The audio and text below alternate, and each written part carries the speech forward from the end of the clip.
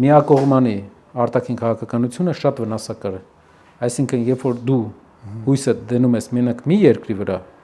անգամ եթե այդ երկիրը Ռուսաստանն է, ինչքան էլ մեր դաշնակիցները ուժեղ լինեն, մի դաշնակցով դու չես կարող քո անկախությունը ապահովել։ Արդյոք ռուսական լավ վերաբերմունքը Ռուսաստանի կողմից եւ լավ դաշնակիցները մեզ օգուտ են թե վնաս։ Արցախի պատերազմի 20 թվի պատերազմի մեջ